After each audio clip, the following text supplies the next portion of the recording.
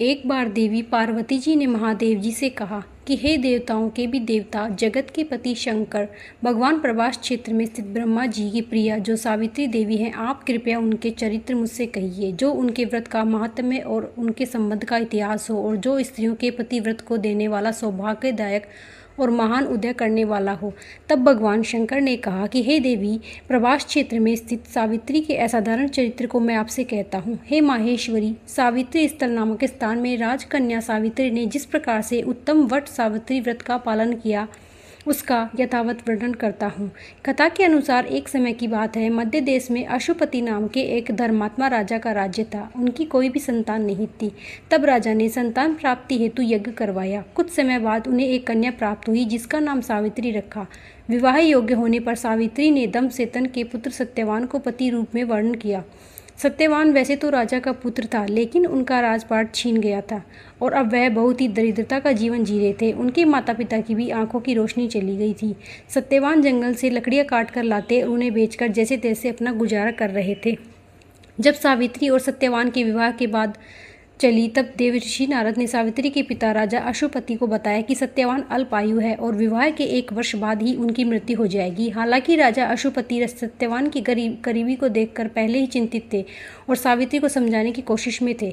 नारद मुनि की बात ने उन्हें और अधिक चिंता में डाल दिया, लेकिन सावित्री ने उनकी एक भी नहीं सुनी और वे अपने निर्णय पर अडिग रही। उन्होंने अपने पिता से कहा कि वे अपने जीवन में एक बार अपने पति का वर्ण कर चुकी हैं, अब वे इस निश्चय से कदापि नहीं डिग सकती।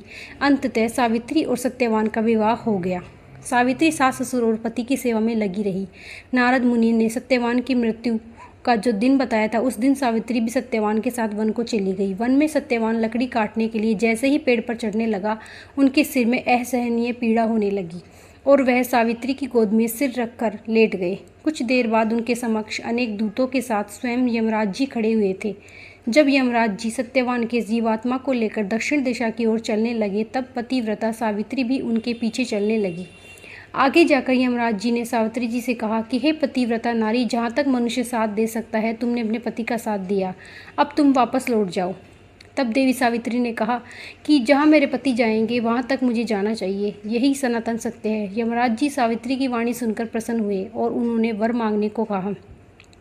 सावित्री ने कहा कि मेरे सास ससुर अंधे हैं, आप उन्हें नेत्र ज्योति दे दीजिए। यमराज जी ने तथास्तु कहकर उन्हें वापस लौट जाने को कहा और आगे बढ़ने लगे, किंतु सावित्री यमराज जी के पीछे पीछे चलती रही। तब यमराज जी ने प्रसन्न होकर फिर से उनसे वर मांगने को कहा।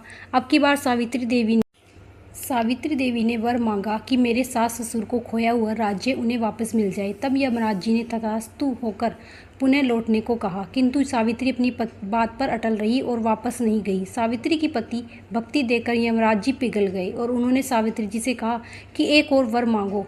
तब सावित्री देवी ने वर मांगा कि मैं सत्यवान के 100 पुत्रों की माँ बनना चाहती हूँ, कृपा कर आप मुझे वरदान दें।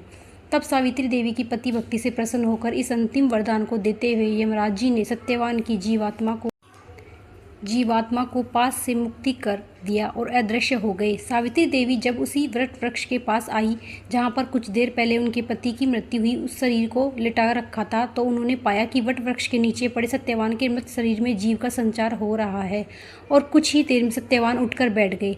उधर सत्यवान के माता पिता की आंखें भी ठीक हो गई और उनका खोया हुआ राज्य भी वापस मिल गया।